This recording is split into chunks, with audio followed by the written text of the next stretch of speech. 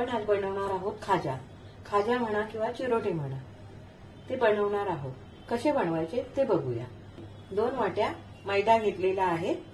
हा बघा, मेजर एकाच वाटीचं घ्यायचं. हे बघा, ह्या 2 वाट्या एवढा मैदा घेतलेला आहे. 2-3 चिमट्या एवढं मीठ टाकायचं. अर्धी वाटीपेक्षा थोडं कमी एवढं तूप घेतलेलं आहे. थोडं कोमट करून घेतलेलं आहे, ते टाकूया. मैद्याच्याच वाटीने तूप मोजून घेतलेलं आहे. थोडं थोडं करून सर्व तूप मैद्यामध्ये मिक्स करून घ्यायचं. दोन्ही हाताने असं तूप सर्व पिठाला व्यवस्थित चोळून घ्यायचं. पीठ आणि तूप एकजीव करून झालं की असं हातात घेऊन दाबून बघायचं.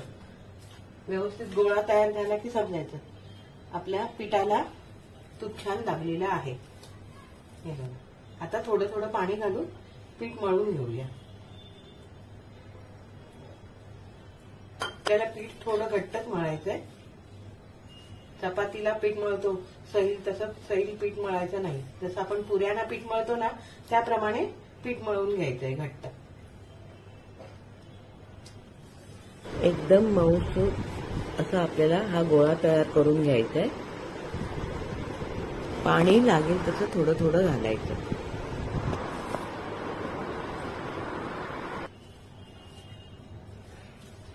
हे बघा, पीठ असं छान घट्ट मळून घ्यायचं, म्हणजे चिरोटे तळते वेळी तेल जास्त लागत नाही. पीठ मळण्यासाठी पाऊण वाटी एवढं पाणी वापरलेलं आहे. हे बघा, असं हे बघा, मैदा आपला भिजवून झालेला आहे. हे बघा, जास्त घट्ट पण नाही, जास्त पातळ पण नाही, असं आपण पीठ मळलेलं आहे. आता हे आपण अर्ध्या तासासाठी एका बाउलमध्ये ठेवून घेऊया. तोपर्यंत आपण पाक बनवायला घेऊया. इथे मी गॅस चालू करून घेतलाय. गॅसवरती पातेलं ठेवलेलं आहे. त्यात आपण 1 वाटी एवढी साखर घालूया. अर्धी वाटी पाणी घालूया. साखर बुडेल एवढे पाणी घालायचं. मीडियम गॅसवरती आपल्याला साखर विरघळून घ्यायची आहे. साखर विरघळली की गॅस फास्ट करून उकळी काढून घ्यायची. साखर विरघळायला 4 ते 5 मिनिटं लागलेली आहे. त्यात आपण पाव चमचा वेलची पूड घालूया आणि 7-8 पाकळ्या केशर टाकूया. केशर हे ऑप्शनल आहे, माझा थोडा कलर येतो छान. नाही टाकलं तरी चालेल. गॅस मंद करून लिंबू पिळूया 5-6 थेंब. त्याच्यामुळे पाक छान तयार होतो, साखर जमून राहत नाही.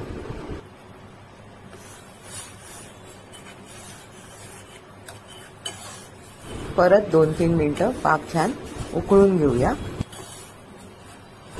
2-3 मिनिटं झालेली आहेत. तार पण यायला लागली आहे. आपल्याला 1 तारी पाक बनवायचा आहे. बघा, आता मी गॅस बंद करते आणि पाक थंड करून घेऊया. पाक थंड होतोय तोपर्यंत आपण साठं बनवायला घेऊया. मी ही प्लेट घेतलेली आहे. 3 चमचे तूप घेऊया. तूप किंवा डालडा घेतला तरीही चालेल. आणि 3 चमचे एवढं कॉर्नफ्लॉवर घेऊया. कॉर्नफ्लॉवर ऐवजी मैदा किंवा तांदळाचं पीठ घेतलं तरी चालेल. हे छान मिक्स करून घेऊया. कलर चेंज होईपर्यंत असं छान फेटून घ्यायचं. हे बघा, कलरही चेंज झालाय आणि क्रीम सारखं हलकंही झालेलं आहे. हे बाजूला ठेवून पीठ बघूया. अर्धा तास झालेला आहे। हे बघा पीठ आपलं छान घट्ट झालेलं आहे आणि फुलून पण आलेला आहे। प्लॅटफॉर्म पुसून घेतलेला आहे। प्लॅटफॉर्मवरतीच मी हे पीठ मळून घेते। पीठ छान मऊसूत झालेलं आहे आणि त्याचे 2 गोळे बनवते। हे बघा 2 गोळे करून घेतलेले आहे।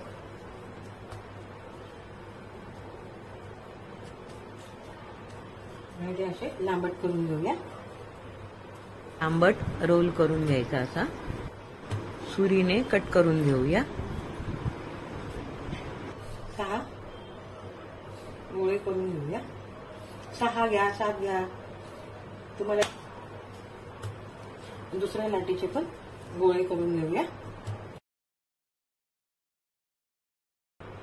या बघा आपल्या लाट्यात कट करून झालेल्या आहेत। आता आपण त्या एका प्लेटमध्ये ठेवूया। एक गोळा घेतलाय, आता आपण त्याची पोळी लाटून घेऊया। पीठ लावून लाटली तरी चालेल किंवा अशीच लाटली तरी चालेल, पण मी पीठ लावूनच लाटणार आहे। सुकं पीठ थोडं भुरभुरवून घ्यायचं आणि मग त्याच्यावर पोळी ठेवून लाटून घ्यायची। जास्त जाड पण नाही, जास्त पातळ पण नाही, मीडियम अशा लाटून घ्यायच्या। हे बघा अशा सगळ्या सारख्या अशा पोळ्या लाटून घ्यायच्या। हे बघा आता बाकीच्या पण मी सर्व लाटून घेते। हे बघा आपल्या पोळ्या लाटून झालेल्या आहेत। आता ही शेवटची पोळी मी खाली ठेवते। आता याला आपण साठं लावून घ्यायचं।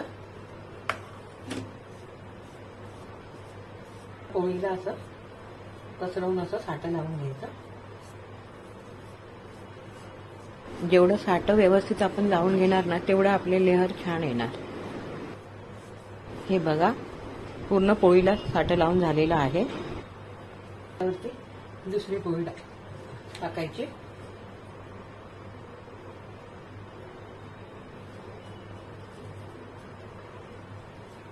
पोळी अशी छान पसरवून घ्यायची आणि परत त्याला साठं लावायचं दुसऱ्या पोळीला पण। पोळीच्या मध्ये हवा जायला द्यायची नाही, प्लेन अशी पोळी टाकून जरा हाताने प्रेस करून घ्यायची आणि परत तिसऱ्या पोळीला पण आपण साठं लावून घेऊया। 5वी पोळी टाकूया, तिला पण असं साठं लावून घेऊया।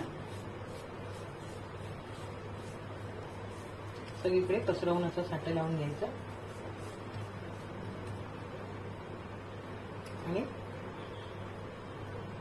असा रोल बनवून घ्यायचा।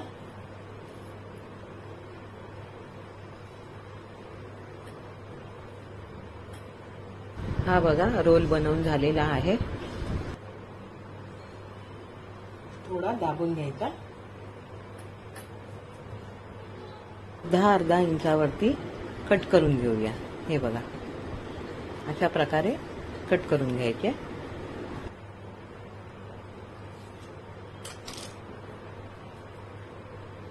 गॅस चालू करून गॅसवर तेल तापायला ठेवलेलं आहे।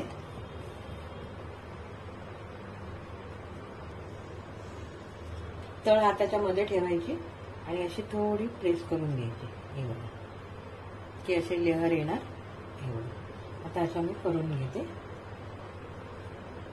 हे बघा दोन्ही साईडने पहिला हाताने दाबून घ्यायचे कडेने, म्हणजे त्याला गुलाबाच्या पाकळीसारखा आकार येईल आणि मग हाताच्या मध्ये ठेवून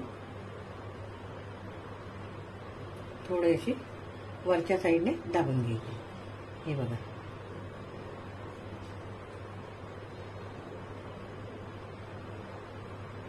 आता हे अशा मी सर्व करून घेते। तळ हाताच्या मध्ये ठेवून अशी थोडी दाबून घेऊन प्रेस करायची। हे बघा अशा प्रकारे सर्व चिरोटे करून घेतलेले आहेत। आता ते आपण तळून घेऊया असं, आणि तो तेलात टाकून बघ तेल आपलं छान तापून आलेलं आहे। आता आपण चिरोटे पण सोडूया।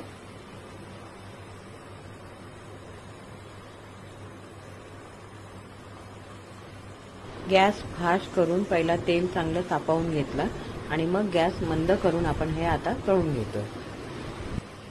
लगेच झारा लावायचा नाही, थोडा शिजायला द्यायचे आणि मग झाराने हळूवार परतून घ्यायचे.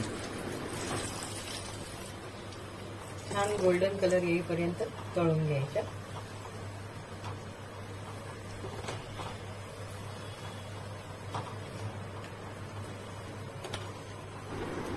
अशा प्रकारे आतून परतून तळून घ्यायच्या, म्हणजे त्या आतपर्यंत व्यवस्थित शिजल्या जातात. मंद आचेवरतीच आपल्याला तळून घ्यायच्या, कारण त्या व्यवस्थित आतपर्यंत शिजल्या गेल्या पाहिजे आणि कलर पण छान गोल्डन कलर यायला पाहिजे.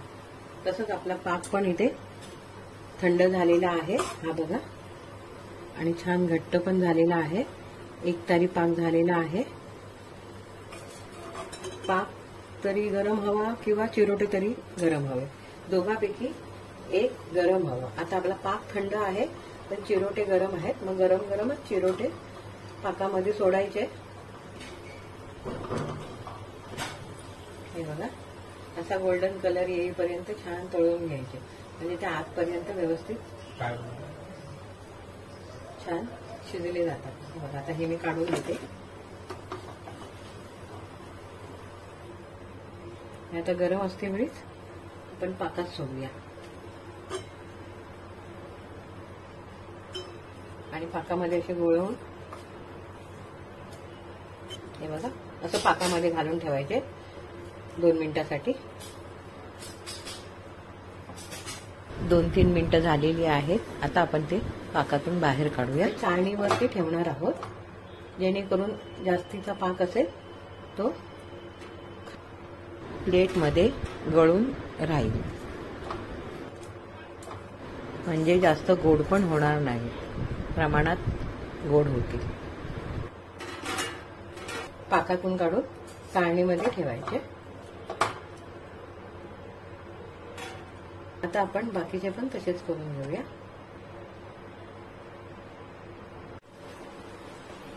हे बघा, आपलं दुसरं पण भाजण तयार आहे. आता आपण हे पाकात टाकूया.